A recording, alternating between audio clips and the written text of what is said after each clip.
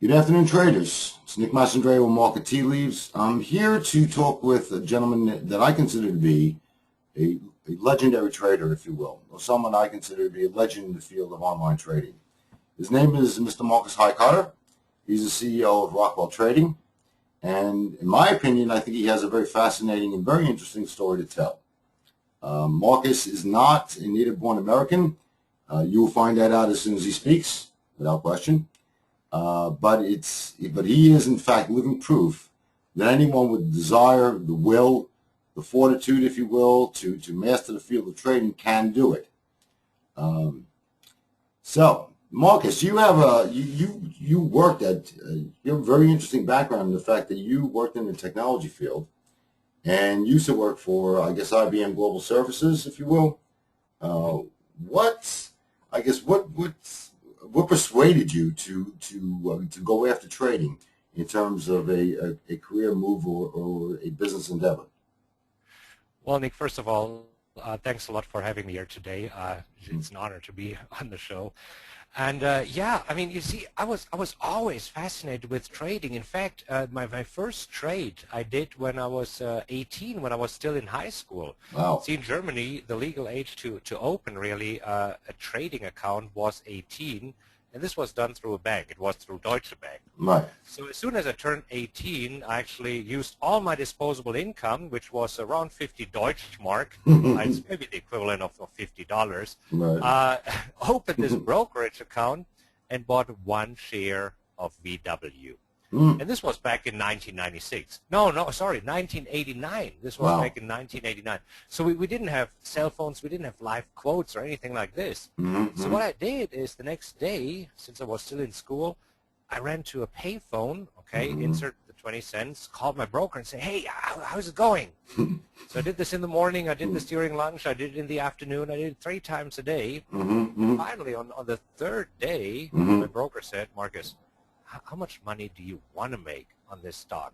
I said, I invested 50 Deutschmark. If I can get 60 Deutschmark, this would be 20%. This would be awesome. And I said, I would like to make a profit of 10 Deutschmark. And he said, well, done deal. Come to my office. I'll give you the 10 Deutschmark, but stop calling me. That was my first trade. But after this experience, I mean, my parents encouraged me to go to college. And going through college, I realized I don't have enough money for becoming a full-time trader. After college, I had an opportunity to work for IBM, yes, in global services. And this was in the 90s when services were thriving at IBM, Yes. and I think all over the world. So briefly talked about it. I did mysap.com services. We had the Y2K. It was fascinating. And so I advanced very quickly on the corporate ladder and was a director at IBM, working 60, 70 hours a week. Yes. I mean, don't get me wrong, IBM was a fantastic employer. I mean, I was responsible for what they call EMEA, Europe, Middle East, and Africa. Yes. And I was flying business class, first class. I was renting cars. I didn't even have a car because I was on the road all the time. I was staying in fancy hotels, taking clients out for dinner, responsible for I think it was $60, $80 million in revenue annually. So it was a great life, but it took a toll on my family, on my friends, because I came back on a Saturday or maybe late Friday night and left on a Sunday again. Yes. Yes. And so since I was still young in my 30s, I decided to just quit my job at IBM. Fortunately, I was able to save some money, set it aside, and really move from Germany to the U.S., and it was in 2002 to become a full-time trader. So I had to convince my wife, which wasn't easy. I mean, this was a really well-paid job. And I said, you know what, we were leaving everything behind here in Munich. So we were selling the cars. We're getting out of the house. We're moving into an apartment. We are buying a used Ford because I really want to figure out this day trading thing. Because I was fascinated by it. You know, the dream, the freedom that comes with trading, right? You just work for a few hours a day. You can live wherever you want. So I had these dreams, and I was sick and tired of the corporate rat race. Yes. That's when I moved to the U.S. To become a full-time trader, and that's 11 years ago now. So it worked quite well.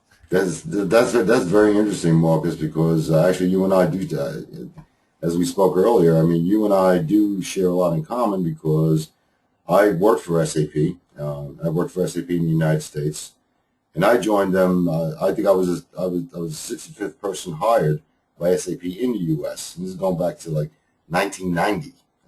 Oh, right. Okay. Yeah. And so I mean, I saw the whole thing throughout the entire 1990s. I pretty much worked for SAP or one of their alliance partners. So I saw the growth of the company. And by today's standards, I think in the United States alone, SAP employs about 15,000 professionals just in the U.S. But when I joined them worldwide, we only had maybe 2,000 employees worldwide at that particular point. Right. And I remember when my SAP was coming into play, and the whole launch of that, the birth of that, etc. But I also relate very well to the toll that it takes on someone's personal life, because I worked as a consultant, but I also worked as a business development professional. And liking yourself, I mean, I would come home on a Friday night, Sunday night. I didn't even feel like I had any kind of weekend. Sunday night, on a plane going somewhere. And it wasn't as though you could even enjoy a Sunday. It was more like until you only had really one day, because Sunday, the only thing you're thinking about is getting packed. Am I going to get to the airport on time? What kind of delays am I going to have? All those types of things. And during the week, it wouldn't be unusual for, someone in our profession at the time to say, I'm going to be in a different city every day that week. Without question. I know that, Monday I'm going to be in Minneapolis, and another day I'm going to be in Cleveland, and another day I'm going to be in Cincinnati, etc. So you're always on the road constantly, and like what you say, it does take a personal toll on someone's life. And I agree with you that I think that the major attraction that most people have to trading is the potential freedom, the freedom from economic servitude, if you will. The ability to say, I could be anywhere in the world and make a trade. And I could do it anytime I want without having to watch a clock or, any of those types of things. So, and I think that's a very, very powerful motivator, if you will, without question. Do you sense, and I know you just came back from Europe, do you sense that even today that there's a huge difference between the way trading is done in the United States versus the way trading is done in Europe? Yes, I believe so. I mean, since I just taught a class in Europe and had a chance to talk to around 20 traders, it was a smaller class. It seems that especially German traders like more systematic approaches. So they like to have a plan. They like to write everything down. They like to have clear-cut rules. Where here in the United States, it is often shooting from the hip. I talk to a lot of traders here. True. I would say, yeah, I bought here, and when I ask, why did you buy there, they can't even tell me. Oh, because it felt good. I mean, it felt like the stock or the market would go up. You hear something like this very seldom in Germany, okay? So if you ask a trader, why did you enter, he can tell you 5 rules that led to the entry. So, I mean, I know I'm generalizing here a little bit, but this is one of the major things that I noticed between traders in the U.S. and traders in Germany. Well, it's kind of interesting because, in my own observations, because one of the things I do with my newsletter, Market Tea Leaves, is I talk about the session in Asia, but I also talk about the session in Europe because it's so closely tied to the U.S. Open, and there's an overlap there actually because Europe is still trading while the U.S. is just ringing the bell, so to speak. But one of the things I've noticed in Europe is they seem to be liking what you say, systematic, but also they seem to be when they set their mind on a trend, they generally stick to that trend unless there's something earth-shattering happening that will cause it to change direction and reverse. Yeah, you see, Nick, this has really changed over the years. I remember when I was trading in the 90s and I was trading in Europe, and this is when really in the afternoon European time, everything's more or less stopped, and everybody was looking, what is the U.S. going to do? How is the stock market going to open? These days, I feel that sometimes the other way around. When the U.S. stock markets opens in the morning, they often look, what did Asia do? What did Europe do? Right? So, I mean, it has changed a little bit that Europe is no longer waiting on what the U.S. market is doing. It's now all more interconnected. I mean, all different markets that we have, Asian markets, European markets, U.S. markets, it is more connected. Interesting. Yeah, that's kind of my take on it as well. That's kind of been my observation, and I have to find it kind of ties in with your comment in regards to having a plan, etc. But it seems to me that I guess when you first got started, the early part of the 2000s, etc., and you came over Rockwell Trading, one of the things that I noticed just as a casual observer was you were very, very focused on trading plans, which I strongly agree with. And you were also very, very focused on things like coaching, etc. Uh, how do you view the importance of those things, having a trading plan, and also, I guess, as an add-on benefit, coaching? Well, let's talk about the trading plan first. You Mm-hmm. see, it is very important when it comes to trading that you can duplicate your results. Mm-hmm. And how do you duplicate your results if you're following rules? Because if Mm-hmm. you're just trading out of a gut feeling, yeah, maybe you're getting lucky. It's difficult to duplicate luck. Yeah. See, with a trading plan and also a trading log, and I want to talk about that for a Sure. minute, Mm-hmm. it is it is really easy to pinpoint what's working and what's not. Mm-hmm. So it took me a few months in my trading after I moved to the US, and I noticed, yeah, it's not going too well yet. And a few months in, then I decided, okay, let me just write down all the trades that I did on a simulator, all the Mm-hmm. trades that I did in live trading, and I just created an Excel spreadsheet. I Mm-hmm. mean, that's Mm-hmm. what we used to do at IBM. I mean, we were just creating Excel Yes. spreadsheets like crazy. So I knew how to do that. So I logged all my trades, and I wrote down in the Mm-hmm. columns a few important things. First of all, which market was I trading? Secondly, did I go long or short? The Mm-hmm. next one is my entry time, my Mm-hmm. entry date, my Mm-hmm. exit time, and then of course entry price, exit price, so that I see whether it's profit and loss, Mm-hmm. and then also what strategy did I take. And then I started evaluating these trading logs. I really don't know why I did this, what led me to the idea, but I thought, I'm sitting here, including simulated trades, on hundreds of trades. So let's see Mm-hmm. if I find something there. And this Mm-hmm. is when, for example, I noticed I tend to make money in the mornings Yeah. and then give it back in the afternoon. Mm-hmm. So this is why the trading time logging down was really important. So the easy fix, stop trading in the afternoon. Start only trading for 2 hours in the morning. I Mm-hmm. also noticed there were certain markets that went really well. I made a lot of money in these markets, and there were other markets where I lost money. And I Yeah. experience it these days with traders who say, you know what, I'm making a lot of money in the currencies, in the commodities, Mm-hmm. but whenever I trade the E-mini S&P, I lose money. Mm-hmm. Well, here's what I say, stop trading the E-mini S&P. Right? I mean, just for every trader, I believe, every trader who has been trading, whether live or in a simulator, is sitting on a gold mine. But nobody is going through his trades and see what's actually working, right? And I mean, that's probably one of the things that I learned at IBM, that we constantly try to learn from our mistakes and see, okay, well, what's working and what's not working. So let's keep doing what's working, and let's stop doing what's not working. And I believe if traders would do that, this could be extremely helpful and actually turn their trading around in a few hours. Mm-hmm.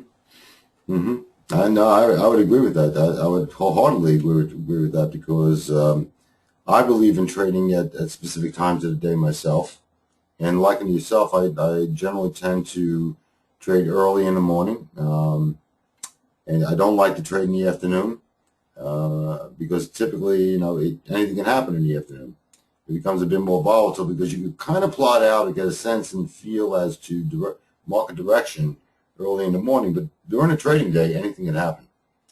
You could have economic news that comes out, or Mario Draghi says something, and and the U.S. dollar goes upside down, or vice versa with Ben Bernanke, etc. You never know what could potentially happen during the course of a trading day.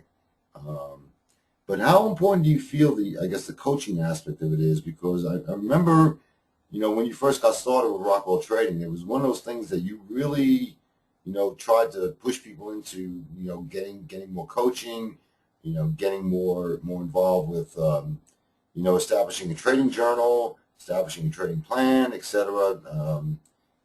How Well, important do you feel coaching is in terms of like novice traders, new traders, etc.? it's extremely important. It's in every area of life. Mm-hmm. See, when I came to the U.S. here, I I just decided that I want to play golf because everybody here is playing golf. I mean, golf's not as popular in Europe. Right. So in order to hang out with friends, I wanted to play golf. And believe it or not, yes, the first thing that I did is buying a book on golf. And then I had some videos. And even then I went to the driving range. But to be honest, what really helped me is when I hired a coach who actually showed me what to do, right? I mean, and I believe that as humans, we learn better by imitating others, by watching them and then just imitating what they're doing. And the other advantage of a coach is when I had this golf coach, he looked at my swing and he said, you know what? Let's correct this. Let's correct a little bit here, focus on this. So he saw what I was doing wrong. I couldn't see it myself, even though I was trying at home to practice in front of a mirror. But, I mean, it's not the same. It tremendously helps if you get the feedback, structured feedback, where a coach tells you, yeah, you are already there, but here are a few things that you can do to improve. And this is where it's important to get this outside perspective, right, just from somebody else. Sure. Also, a coach keeps you on track. I mean, it's so easy to slack off, whether it's, let's say, working out, right? I mean, yeah, we all know that we should go to the gym and work out. It's always easier if a coach is showing up on your doorstep and say, all right, you got your sneakers on, let's go for a walk, or let's jog, or let's work out, whatever it is. Yeah, true. So there's so many advantages of having a coach, not only in trading, but in all areas of life. So I firmly believe in coaching. Interesting. But you know, it's almost like being mentored by a master or going through a mentorship type program to a certain degree. And I'd say I would agree with that. I would definitely agree with that. In Germany, we have this. It's established. You cannot even become a hairdresser without going through a 3-year apprenticeship. Wow. You cannot become a car mechanic without going through a 3-year apprenticeship. And so this is where you have a mentor. I wouldn't say it's necessarily a coach, but you have somebody who's watching what you're doing. See, this always amazed me. I mean, I love this can-do attitude here in the U.S. This is one of the reasons why I'm here. I'm still here, and I love being here. I mean, this is it's fantastic. But here, if I decide to become a hairdresser, I could start cutting hairs in less than a week. I mean, all I need is probably get a certificate, what is it, a health certificate or something like that. Yeah, license. Easy license, but I don't have to really do a lot of tests. True. That's possible in Germany. And unfortunately, coming back to trading, Nick, these days it's so easy to just open an account and trade away. True. And that's why I believe we have such a high failure rate that only a few traders make it. Because, yeah, let's open an account with $500, $2,000, $5,000, and let's just start trading. That's right? I mean, it's very easy. There are no barriers. I wish that there would be something like a trading license, like a driver's license, right? So that at least always have a stop loss in the market. Exactly. Don't trade without some basic rules. So exactly. No, it's absolutely true, Marcus. Because unfortunately, I think that one of the fallacies of U.S. versus other areas of the world is, liking what you say. You know, folks go in and they do it and they dabble with it or they blow their foot off altogether, and all of a sudden they say, "Oh, this doesn't work. Oh, this can't work. I tried it doesn't work." Well, the reality is that if they knew or understood, what the rules were in terms of how to go about doing it, how to go about making a good trade, versus a bad one. Apparently, they don't necessarily use a lot of logic, if you will, and I think unfortunately here there's a bit more of an emotional thing attached to trading. They either do it for the thrill, or they do it because the two basic emotions that rule the markets, fear and greed, as opposed to saying, okay, let me develop a valid, credible trading plan and execute it. They don't necessarily think about doing that here, and leads me to believe that in the United States we're not as savvy financially as other areas of the world. But again, that's just my own observation. I could be wrong. I wouldn't necessarily agree with that. I mean, Okay. I meet a lot of intelligent traders. It is often that, especially when it comes to trading, the most exciting part is trading and not doing the prep work, like developing a plan, like testing the plan, like back testing is. Because you're absolutely right. It is a mental game. Trading is a mental game. And one of the key how to express it, the key things, the key factors is confidence. See, I talk to so many traders who say, yeah, I would be a great trader if I could pull the trigger. I'm looking at the markets and I cannot pull the trigger. Oh, And what it boils I down know. to is the lack of confidence, the lack of confidence in their own strategy. And this is where I say, all right, so over how many trades have you backtested the strategy? And often I just hear a few dozen. I mean, honestly, I've backtested, I'm testing my strategies over hundreds, usually 600 to 800 trades before I commit real money to it. And this is, but I think it's all over the world that traders, they dream of getting rich quick, of making millions in minutes, of having the freedom, and many traders don't realize it is a job. Yes, And it is. you have to put a lot of work into this. Time, effort, and money is required if you want to make it as a trader. No, it's absolutely true. Couldn't agree more. I mean, oftentimes I hear the exact same thing. Well, that's not really work. Oh, really? Walk in my shoes for a week and you find out. Yeah, exactly. Walk in my shoes for a week and you Once, find out. once you are a successful trader, yes, then it does look easy. But it also looks easy when you watch the golf professionals on TV. It's really easy, right? I mean, yes, yeah. So, yeah, but it took them quite some time to get there. That's true. The other thing I noticed too, Marcus, in relation to a lot of strategies that you developed over time, in my mind, it's just, to me, they're timeless. And the reason why I say that is because I think, unlike anyone else out there, you don't use like exotic indicators. You don't use like things that nobody ever heard of before. You don't, you haven't, developed, I mean, you develop strategies, but you haven't developed like proprietary indicators, that I developed or masterminded and programmed, etc., that type of thing. But the things that you do, make good sense of observation, and also how to put the odds in the trader's favor.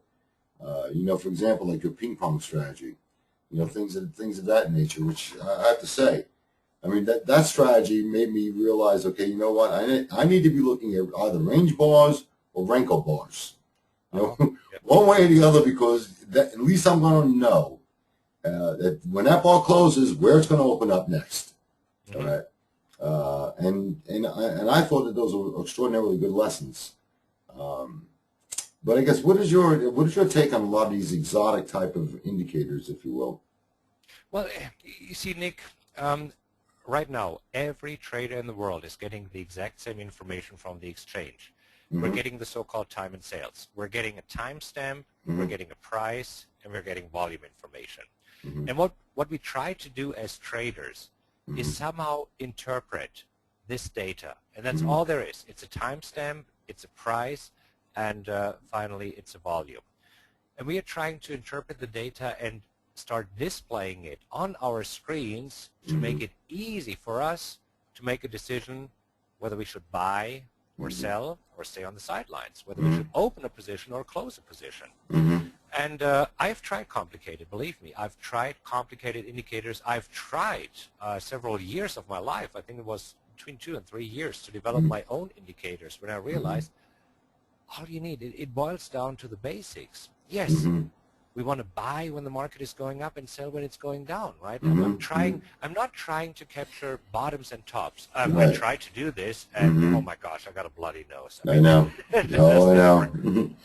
I know. So I'm waiting until I really see a trend, and then I'm taking just a small piece out of the trend. Do I leave money on the table? Absolutely, because I won't be able to get out at the right time. I think you know this. I mean, when you're exiting a trade, you're exiting it either too early or you're exiting it too late. Yes. There's no way that you ever exit a trade at a right time. It's either too early or too late. So as traders, we have to make peace with that, right? And we have to say, okay, we're accepting this. And this is why, for me, all I need is basic indicators, and I believe all that a trader needs is 2 indicators. The first is an indicator that helps you to identify the trend. Mm-hmm. For me, this is Bollinger Bands, but it could be something like a moving average. It could be Keltner trend. It doesn't matter. It could be MACD, crossing moving averages. So you need one that is identifying the trend, and the second one that is measuring the strength of a trend.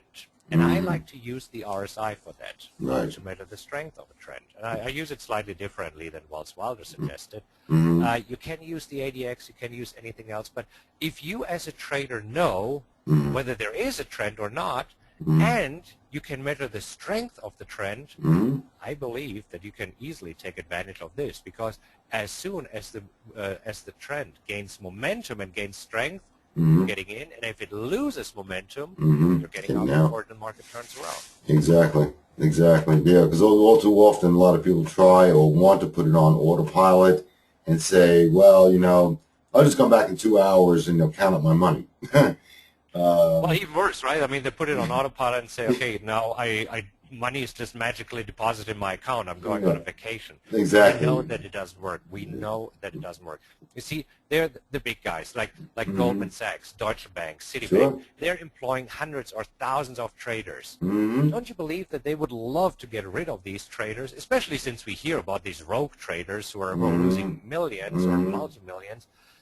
If there would be a way to automate it and just put one of the computers in their basement and let them do the work of thousands of traders, believe me, they would do it. I know. And these guys have money, and they have the smartest minds in the world working on these kind of stuff, and they haven't figured it out. I know. So, yeah, I believe this automated trading systems, or EAs, the expert advisors, this is a myth. But it's a great marketing gag, because that's what everybody wants, right? It's like the magic pill that makes you slim while you sleep. Right. Yeah, I know. I hear that.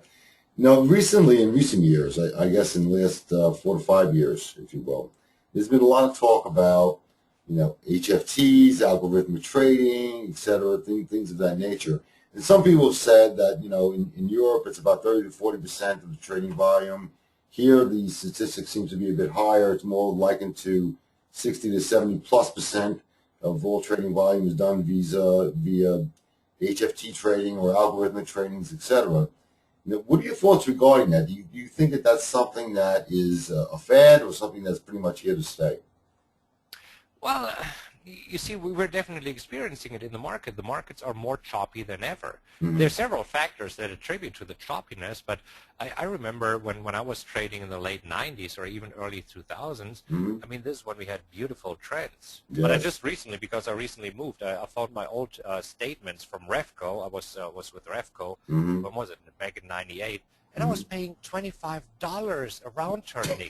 I remember that. I You see, remember those. this is when you couldn't scalp the market. It's true. Right? This is when you still called in the orders. The broker gave it to the order desk. The order desk gave it to the runner. The runner ran it to the pit. You got your fill 20 minutes later. Yep. That's when we still had beautiful trends, because we could not scalp for a tick and still make money. That's true. So this is, all these reasons are why the markets have been much more choppier and there are fewer trends. So yes, they definitely require different techniques these days with all the noise that we have in the markets than we used to use 10, 12 years, 15 years back. I mean, trading was definitely a little bit easier. It was easier to catch trends. True. But I mean, fortunately today, we have more powerful computers. We have a more level playing field. There's there are no pits anymore. It's electronic. It's fair. So, I mean, it's a great time, but it's a different time. Yeah, we also had, I guess, back in those days too, we also had the uptick rule. Somebody wanted to short, etc. And I think it either made someone think twice about going short, or it made them a little bit more realistic to say, okay, look, even if I'm going to short this thing, I know it's going to go up a few ticks before it goes down. In today's world, when people do that, it's like, well, wait a minute, it's going up. Let me get out of it. Right away. I mean, I made the wrong decision, and had they waited a little bit longer, they realized that in reality they really did make the right decision. They just didn't have the time or the patience, or the lack of patience, if you will, to follow through with it. Having real-time data is a blessing and a curse. Yeah, having this live P&L where you see with every tick how much you're up and a down is a blessing and a curse. So yeah, because you're absolutely right. As soon as the market starts trending in one direction, there are already first systems or indicators or algo traders who say, oh, it's overbought, it'll turn around, and they start selling. So this is why it is extremely choppy there. No, you see that's very true too, because with these with the HFTs and robots, etc., once they catch on to what they perceive as the trend, they just go all in on it. I mean, and all of a sudden it's like you realize, oh, wait a minute, now what the heck is really going on here? What I've told my folks is, they look for a longer time horizon. Look and see where it came from, where it's going, and before you make any kind of decision. Look at the time of day that you trade, because time of day, in my opinion, does have some. It is a credible factor, if you will, in terms of when markets move and when they don't move, and pick and choose them. I mean, I'm not a scalper. Right? I never have been. I'm more of liking to yourself. I'm more of a trend follower, per se. But I don't, liken to yourself, I don't try and guess the top or the bottom, because you're right. I mean, you can go broke trying to do that. Oh my gosh. Yeah, you can go broke trying to do that. Interesting. So you also have over here your free ebook, Rockwell Trading, etc. Explain to the audience what that's all about, Marcus. This way they know, etc. Because this is something that I would personally advocate to anybody who views it. Well, the free ebook, I call it the Complete Guide to Day Trading. See, since I moved to the U.S. and started trading, of course, friends and neighbors wanted to know, what the heck are you doing there? So I said, all right, I'll show you. And at some point, I was just sick and tired of explaining the same thing over and over again, so I started writing down some notes. Right. And so this has become this 296 pages ebook, where I wrote everything down that I thought a beginner needs to know about day trading. For example, how much money can you make with day trading? What kind of computer do you need? What about brokers? What about charting software? What are the main indicators that you need? What are stop orders? So I mean, it's a lot of basics in there, but then also a lot of tips that I've learned over the years for emotional, some trading strategies, some trading tips. And I decided to publish it a few years ago. And then went to Amazon and found out that I'm getting $1 for every copy that I sell. So this is where I decided, hey, you know what, screw that. For free. Yeah, because honestly, that didn't do anything. So I just asked the publisher if I can give it away for free, and he wasn't too happy with this. But yeah, it's a PDF right now. And if you enter your first name and email address, I'll stay in touch and invite you to webinars, or I just finished a few blog posts, so I'm still frequently writing blog posts and writing tips and tricks. And if you want to receive this, just punch in your first name and email address there. You can download the ebook and get emails from me. Excellent. Yep. Definitely would advocate it without question. Well, folks, we've been talking to Mr. Markus Heitkoetter of Rockwell Trading, and basically like what you see on the screen.